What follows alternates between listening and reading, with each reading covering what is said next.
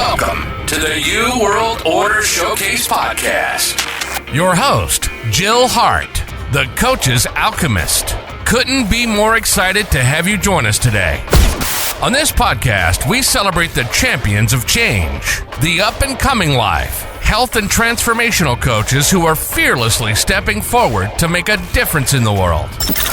Get ready for inspiring stories, practical tips, and powerful moments that will motivate you to make a positive change in your life and those around you. We're happy to have you join us on this incredible journey as we dive into the world of life, health, and transformational coaches who are lighting up the path towards a better tomorrow.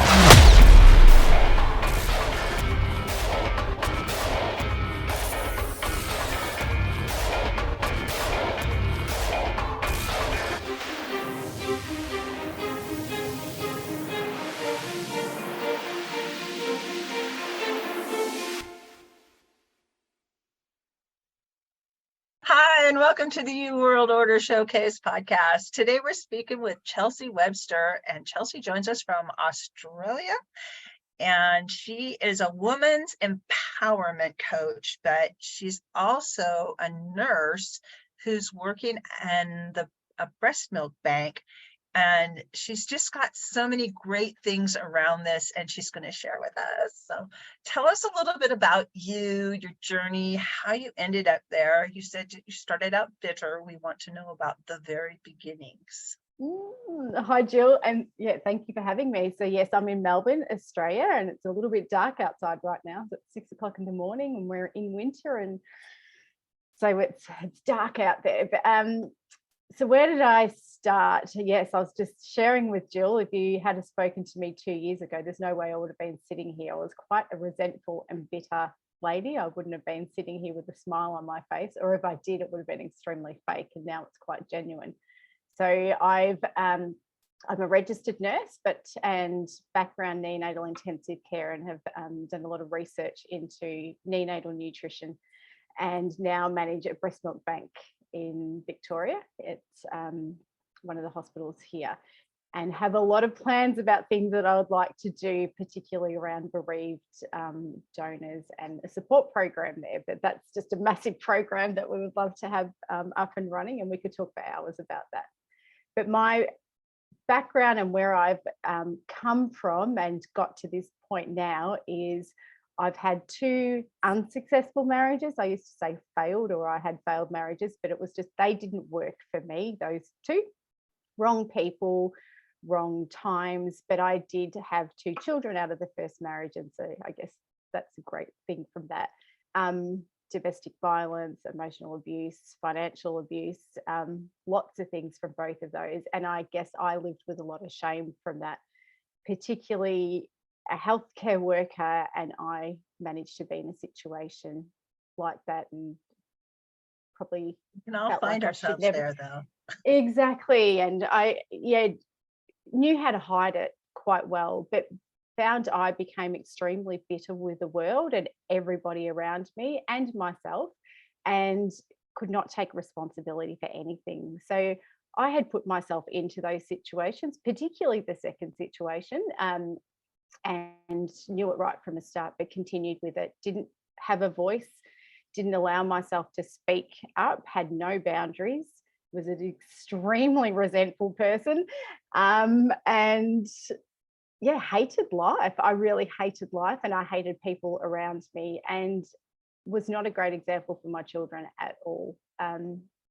So got to a point, a very, very low point, and then realised something had to change, and the only way it could change was within me. Nobody could change it for me, and eventually had done a few things but wasn't ready for it.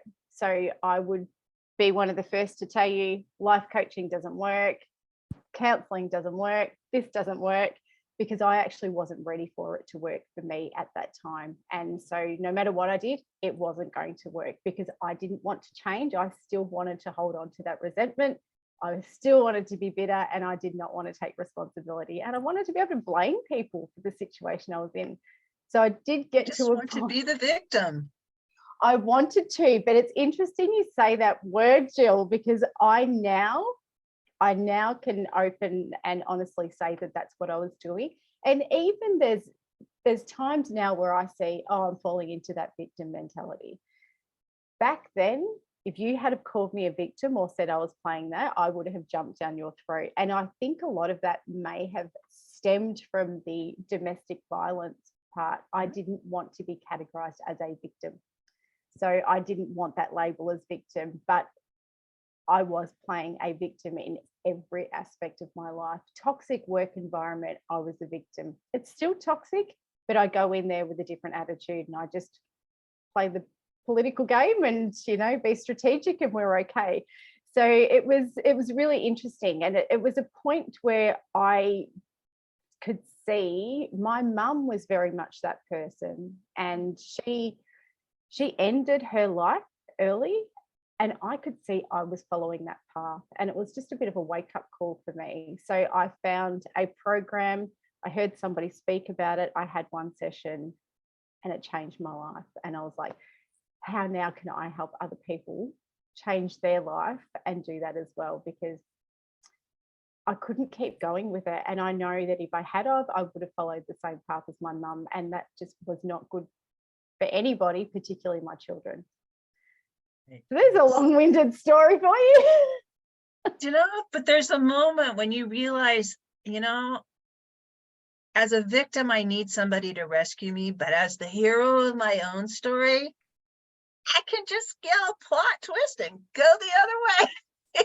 Yes. And I have control over who the other characters in my story are going to be. I have control. As the hero, you're in control.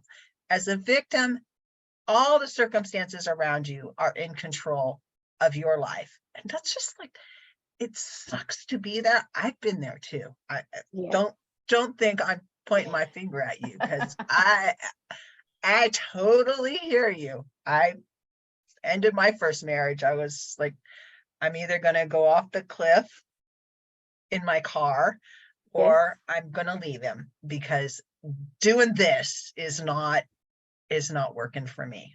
And there's reasons for it. And there were red flags along the way that I just like ignored them, thinking, you know, you can make any relationship work. And no, it's too much work. Life's too short. Move on. I know, but it does take, because I don't know about you, Jill, I'm very much an overthinker, and it's something I'm working on. And I have a new partner, and he's well aware, and I've taught him the signs of me overthinking, and he will point that out to me. But it's hard, because you have those stories go on in your head, and I still do, but it's catching yourself. But yeah, in those previous situations, you have those conversations in your head. I know I need to do this, this, and this, but it's having the courage to actually do it, and then finding that, finding the power to say, hey, I can't do this anymore, not just for yourself, but everybody around you, because it's just not worth it. But yeah, it's and recognizing that you can get help. Yes, recognizing you can get help, but also I think recognizing that you need it. Though I don't know about you, I'm very conscious of the words I use now, and need is one that I reluctantly use, because I was finding I would say, I need to do this, I need to do that, and I had a real resentment to the word need, because it was something that was, I would say it all the time. So if I say the word need, and I point this out to people, yes, I've said need, but it's actually something else, because I need to leave, I need to do this situation, I need the kids to do this, but it was a real negative for me, the word need. So hope is another one. I hope this works out. No, it's going to work out, or I'm going to make this happen. So there's all these things now that I'm really, really conscious of. I've just gone off on a complete different tangent on you then, Jill. Works for me. I think it's what needs to be said. Yeah, but it's just interesting exploring how words have power in our lives, and how our thoughts, what we think about, comes out of our mouth. And it's how we're moving and growing, and the recognition of needing help and allowing yourself to need help. Like, Yes. a lot of women are just like, we have to do everything for everybody, and we put ourselves last, and we can just muddle through, and it'll be okay. It'll all work out in the end, and stuff's going to happen to us, and that's just the way life is. And when we recognize that there is help available, and if we become aware of the help that's available and take advantage of it, then the need help part is just a recognition that further education around whatever the situation is might benefit us. Yes. And then we can have control over the decision to actually get help, instead of feeling like we need somebody to rescue us. We need somebody to throw us a lifeline. We need somebody to make things better for us. It's an empowering approach. Exactly. And as soon as you said it like that, with the need, that's exactly where I used to get that I need kind of thing. But yeah, it's just amazing. And the control, what you say, I always felt like I had to be in control, but I had no control because of the situations I was in. So I would make sure in other aspects of my life, like work, I had control, because I had no control at home. And so I would go the other way at work, and I would make sure everything had to be spot on. And I was a control freak and probably had OCD. And I guess there's probably nurses who listen to your podcast. I think a lot of nurses do have OCD, particularly if you work in an ICU environment. You kind of do, and I think it's necessary. But I would take it to the extreme. And I think it was because I needed control in some part of my life because I didn't have it at home. But now I do. I'm not a control freak at home, and I've actually been able to go with the flow a lot more. And I have got the boundaries, and that hasn't gone down well, particularly with my youngest child, because he has autism, and I know that they say autistic children like structure. He's the opposite. He doesn't like structure. So for boundaries for him, it's been really difficult. And the kids loved it. Mum doesn't have boundaries. We can walk all over her. Now she does. So the control coming in and out, being able to go with the flow and actually relax a little bit, that's been a massive change as well. But yeah, just recognizing these things and starting to recognize when you're falling back into that victim mentality and giving your power away again. Because I've had that recently, and I've all of a sudden realized I was wondering why my body just felt out of alignment, and I was getting upset and things were happening. And I'm like, it's like this light bulb moment. I've been giving my power away again. And I swore I would never do that. And I slipped back into it. So even though we work on ourselves and we're coaching people, we're not perfect, and it happens to us, and we have to recognize that as well. So I think that's a big thing for people to realize. It continuously happens, and it's something that we are constantly working on too, because it's not easy, and it's not meant to be easy. But it's meant to be done in community. And when you have other people around you that are walking the same path, and they're dedicated to changing things about their life to make it better, the whole boundaries thing. I'm 63. I found out about boundaries, like, I don't know, 5 or 6 years ago. That's a long time to go without boundaries. Yeah. And let me tell you, just learning about the concept of boundaries, and it's not to make other people feel bad. It helps me when other people have boundaries, so that I try not to like impinge on their boundaries. I'll go up to the fence and have a chat with them, but I'm not interested in pushing people's buttons. And knowing what my own boundaries are has really help me in my relationships with other people because it allows me to just let them be who they're going to be. I don't have to control who they're going to become. It's hard. It is hard though. I think still there's lots of times now where I'm still like, I'm still finding what boundaries I have in different situations because I didn't have them for so long. So it's not, I think it's important that people realize it's not something you wake up and go, here's all my boundaries, this is what's going to happen. They're constantly evolving. And it might be one day you think, and I don't have boundaries written down. It's not like it's, you know, structured that at home it's this and at work it's this and with this person it's this.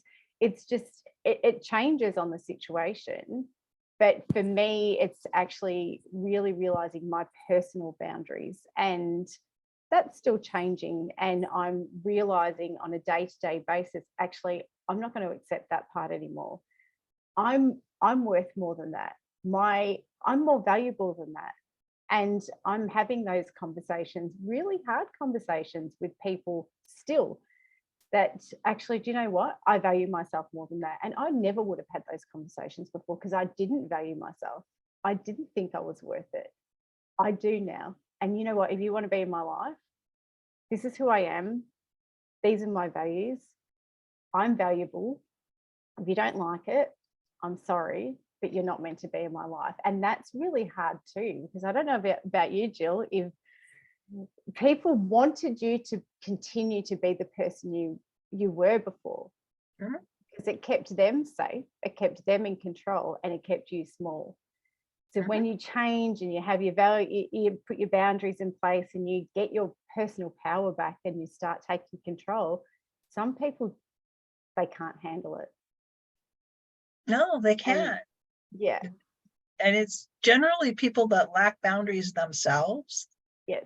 And they don't understand why you're putting up these boundaries, these ways that you want to be interacted with. And when you stick by your guns, you're gonna have people that don't understand and that will fall away. Yeah. It can be painful. Absolutely. And it's still happening for me. And there's people that I still probably grieve a little bit that they're not in my life, but there's others that I just look back and think, okay, that was meant to happen. And I can see that the people who it is still hurting. I know that there's a lesson of why they're not in my life. And they try and sneak back in sometimes a little bit. And then I realize, actually, that's why you're not there. Some people, you have no choice. They're always going to be in your life because there's a family connection or a work connection. But it's making sure that boundary is there and not letting them kind of impede on you and get to you. But it is hard and it can sting. But I don't know, it opens up as well the people who come into your life and the things that do come into your life. When you have the room and you have that clearance, that's what's worthwhile. And that's what's happened to me. It's been amazing. I have met so many other people at chance meetings who have been extraordinary and have lifted my life. And I would never have met them beforehand because I didn't have the space. I didn't have the mental capacity for it. And I wouldn't have attracted them because I wasn't a nice person anyway. So we wouldn't have aligned. So it is amazing just how the whole thing works. And I don't overanalyze it, even though I'm an overthinker. I don't overanalyze it because now I'm just letting that happen.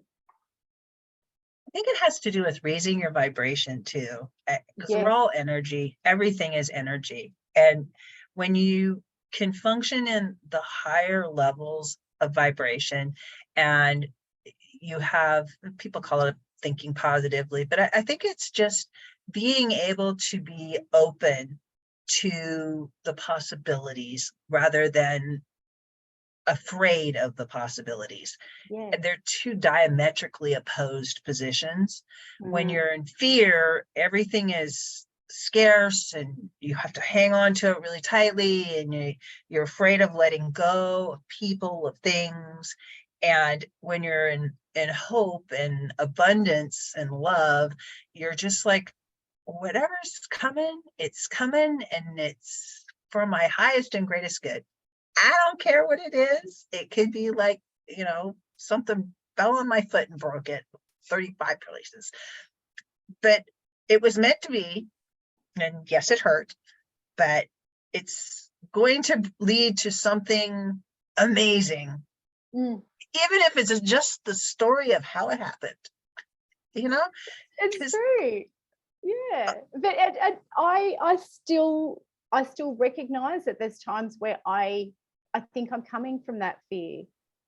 And it is hard to transition out of that in every aspect of your life. So I don't want people to think that you can just snap your fingers and you can transition into there, because it is hard. And I work on that every day to raise my vibration and to go in, to live like that in all aspects of my life. But there's some parts that are harder and other parts that I'm finding easier. So when it comes to actually people in my life, I'm finding that transition much easier than when it comes to financial or other. That I think that's been harder for me, because I've always had this, I don't know, thing in my head. You're a single parent, it's going to be really hard for you. You're going to have to. My dad worked a couple of jobs. My mum didn't for a while. Then she started working. So it's like, you're going to have to do this, this, and this. My dad was a shift worker. Nurses are shift workers. So I have a couple of jobs, and it's always been ingrained in me. You have to do this, but then you're a single parent. So you're never going to be able to do this, and you're never going to be able to do that. I'm still trying to overcome that part for me.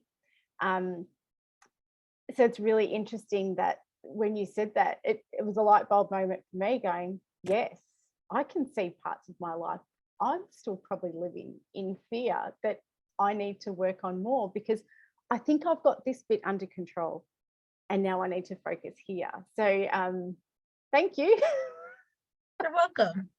I can actually help you more with that. I'd love to. And it's a pretty easy shift. Yeah. But it is a mindset shift that happens, and then it's just a process. Yeah. And it's not hard. It's just, again, knowing that you need help in this area, understanding that you have a problem is like the first step to solving any problem that you have. So, and I didn't recognize it was a problem until you said it. So there you go. I didn't say it, you said it. No, that's right. I said it, but when you were saying what you said, it was like, oh, there you go. So it is interesting that these things just kind of come up, and it's in the area that you need at that time. And I wasn't ready for that to come up before. And I now recognize that. And you can't push people. So people I work with, the lady I'm working with at the moment, when we first started working, she was really focused on one area of her life. And then when we did a process, all of a sudden, what's really bothering her is what came up, because it's what's sitting there subconsciously. She was really focused on what she thought other people wanted her to do, what she thought her family wanted her to do, and what society wanted her to do. And that's not what she wants to do. And it's not the person who she wants to be. So when she actually really allowed herself to, I don't know, get in the flow, that's what came up. And now she's bubbly, she's excited, she's setting her intentions, and she's really looking forward to seeing her goal come to fruition, because it's for her. It's not for anyone else. It's actually for her. And she's at that stage of her life where her kids are getting older. And I don't know about you, but it's a big stage, particularly for women. Kids are getting older. Who am I really? And what have I been doing in my life? Because I actually have been living my life for my children or my husband or my partner or for other people around me. And I'm going through that as well, even though my children are a bit younger. They're very independent, and my daughter's off to an exchange program at the end of the year. My son's moved out, and I'm like, who am I and what am I supposed to be doing now? Yeah, it's amazing. And for me, my children are only 16 and 15, and my son's gone to live with his dad, and I did not expect this at this stage of my life. And it's really, I'm what is my purpose? So it's finding that and realizing who you are and living your life for you. And I don't even know where I went with that, Jill. I just started talking and it just went. I love it because it always goes where it's supposed to go. I can share with you, my youngest moved out this year also, about 6 months ago. She's 19. My oldest is 40. Oh, wow. I have been a mom for 40 years. And just this year, my last one left. So I totally get the idea of, it's just us.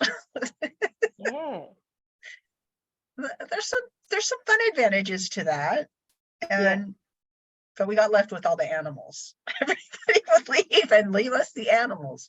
So I have all these animals now that I didn't pick. Yeah, well, see, my dog actually just passed away on the weekend. So I'm so sorry.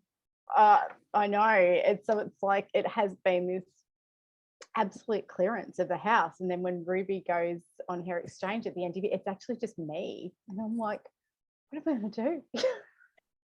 Like I'm so excited for it, but yeah. It's exciting and scary all at the same time. It's like there's so much possibility. Sure. But so much responsibility that goes along with it. It's like you want to get it right because this is like the final push. It's like this is, I'm going to grab onto life and I'm just going to contribute everything that I want to contribute to make the world a better place. Like, I feel like that's where we move into. I love that. I love the way you've just said that. And that, I think that leads into what we spoke about before we actually started. And that's my drive now. It's like, right, I can really go for contributing in a different way and setting something up that's going to help other people. It's got nothing to do with me. It's helping other people. And that's finding my purpose, because I didn't know it was there before. And then when you find it, it keeps you going. It gets you up in the morning, and it's it's got nothing to do with ego. It's just, how can I help someone else? And not just, if it's one person, fantastic, but I really want to help many, many people. And you were talking about what you were doing with the milk bank and helping in a segment that really needs help, grieving moms that have a lot of milk still. And you want to talk about that just a little bit? Yeah. So that's what I was alluding to then. So my purpose I've found, and what I'm starting to develop, and I'm in talks of getting this happening, is a bereaved milk donor program and support program. And at the moment, we are not meant to sign up bereaved donors, which is really unfortunate, because it does help them. It helps them go through the grieving process. They feel like they've got a purpose because they can give back. And like, we had one donor who did go through it, and she said it gave her a purpose every morning. It gave her a reason to get up. It got her back into work. It got her back into life, and it kept her living. It kept her breathing. And she has just been my driving force, because if we can help one person get back into life and actually live, and as she said, she wouldn't be living if she didn't have the chance to do this. If we can help one person do that, how many more can we help do that? So it's driving me every single day. It gets me up. It lights me up. How can we help bereaved donors, but not just the women to donate, it's the families as well, because they need support. There might be children at home who are watching mum express for a baby who's not there. How do we support them?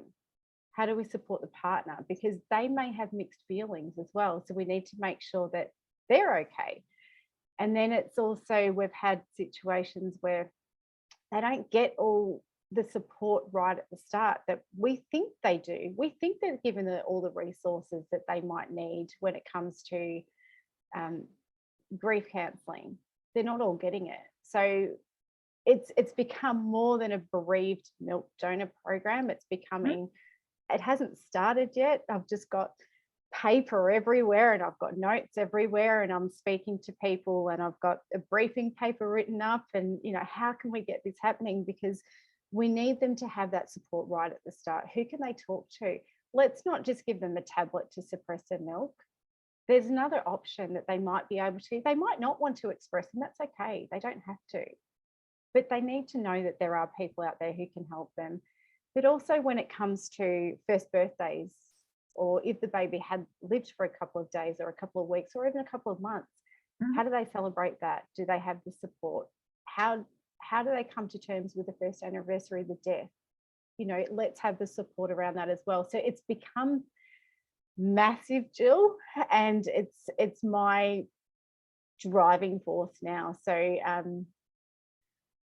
I'm hoping the start of next year I can really start to pilot it, at least here, and then see if we can roll it out. But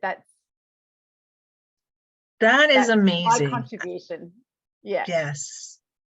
And it's a space that really needs support. Yeah. The world, well, I shouldn't say the whole world, but really the modern world doesn't do death well. We don't know how to help people grieve. We don't leave them space to grieve. We don't have rituals around grieving anymore. We just don't know how to handle it. And when it comes to losing a baby that you've carried and now they're gone shortly after they've joined your family, and really babies join your family when you first get pregnant and you know that you're pregnant, because things change. Everything changes around your life and how you live your life, and your body changes. I mean, even if you're only pregnant for a few weeks, your body's already knows it's pregnant. It's doing things differently. And it's when you lose that baby, we were talking about it before, your hormones are still adjusting and you're not going to be the same person you were before this happened ever. I mean, that's right. Because and you touched on something really important there, is we don't do death well, and we don't do it at any stage of life. But there's this thing about when a baby dies, or if somebody has a stillbirth, people are just expected almost the next day. It's not literally the next day, but it feels like the next day, go back to work, or, you know, just get on with it, because it's like they're not recognized, or the baby's not recognized. And I don't think that that's everywhere. And I don't think everybody, I'm not trying to categorize to say everybody does that, but I think that there's this expectation that people are just meant to get on with things, and they shouldn't have to. And I think we need to break down that barrier and be able to speak about openly that, and recognize, yes, you have lost a baby. And like you said, from conception, that baby was there. And I'm not saying that I'm against, you know. I totally hear you. I mean, everybody's going to have their own view on whatever their own view on, but I'm with you in that, you know, a baby that's really wanted, and you have a miscarriage, or you have a stillbirth, or a neonatal death, or even a childhood death, any death, it needs to be able to be SIDS, it needs to be recognized. And I think breaking down that barrier, because even as we said, breastfeeding, and sometimes that's still a taboo topic. So why can't we break down that barrier, and also being able to speak about death? And we need to be able to do that in an open way for society. So people don't feel like I just have to turn around and go back to work. They should be given the time to grieve. But people also need to be able to know how to speak to somebody when they realise that somebody has lost a baby, and they need to be able to feel comfortable saying it, or actually recognise, I don't know what to say, I'm sorry. Because that's okay as well. It's okay not to know what to say. So sometimes just a hug is enough. Absolutely. And just recognition, that's enough. And yeah, so there's so many parts to it. And I'm like, oh, I don't know where to start, Jill, because there's so much to it. But you know, it's one step at a time. And it's like when you want to change anything in your life, it's one step at a time. But it's taking that step and taking that action that's important. So for me, it's one step a day and taking one action a day to get it going. And I'm excited. It's so exciting. So what's the one thing you want the audience to take away from our conversation? There's been so much. Oh goodness, I'm just trying to think of the one thing. I think for me, the most important thing that I have realized is actually, it's recognizing the change that you want within yourself, but also then it's taking the action towards it. It's not just saying this is what I'm going to do, because nothing's going to happen if you don't do it. So it's actually take that first step. The first step is the hardest, but until you take that first step, it's just take a small step. Take that first small step, and then it's just one foot in front of the other. And I know that sounds like it's just a throwaway line, but it's that first small step is the hardest you'll ever take, and it will get easier. And a lot of that involves making a decision. Absolutely. And do you know what I've recognized lately, Jill? It's quite funny, and my partner and myself laugh about this. I can make now, I couldn't before. I can make big decisions easily. And I make a big decision and I act on it immediately. And I'm talking about decisions that will change my life and other people's lives. But I cannot decide what to order for dinner or what to make for dinner. I can't make small decisions, because it's almost as if it doesn't matter. It has no impact in my life. Don't ask me to make a decision like that. Don't ask me to do that bit. But tell me that I need to make a big decision, done. And I will take the action to do that. And it's the decisions. The decisions are hard, but once you do it and you take that action, you're not going to regret it, because it will be right. It's easier to move a ship that's at sea, like an aircraft carrier, than it is to move it at the dock. And there's lots of opportunity for it to go in any direction, as long as you're moving in a direction. That's right. And if you can make a decision, and if it turns out to be not so right, it's not going to be wrong. But if you decide that actually that one's not working for me, we'll change it. Like you said, change the direction. That's okay.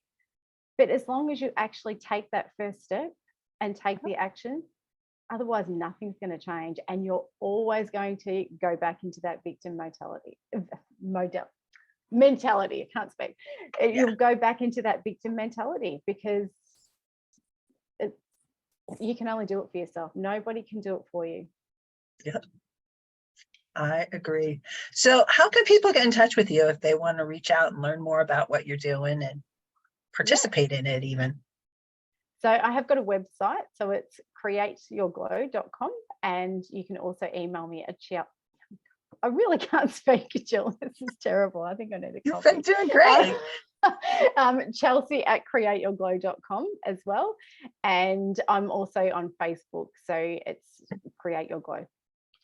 Perfect. And we'll make sure we put those in the show notes below. Thank you so much for joining me today, Chelsea. This has been just such an honor to get to chat with you. Really enjoyed thank it. you, Jill. Thank you so much for having me. And yeah, I look forward to chatting with you and speaking about the program and in the future. You've been amazing. Thank you so much for tuning in to another empowering episode of the You World Order Showcase podcast. We hope you've enjoyed hearing from our incredible life, health, and transformational coaches who are making a profound impact on the world. Remember, change begins with you, and you have the power to transform your life and the lives of others. If you want to take that next step and unlock your true potential, visit thecoachesalchemist.com, where you can find the 3 ways we can help you for free to spin your talent into gold with clarity, a system, and a plan. Don't forget to hit the subscribe button so you never miss an inspiring episode. And if you enjoyed today's show, we'd greatly appreciate it if you could leave us a review on your favorite podcast platform. Your feedback means the world to us and helps us reach more people with our positive message. Stay connected with us on social media for updates, behind-the-scenes content, and upcoming guest announcements. You can find us on Facebook at the You World Order or simply visit thecoachesalchemist.com.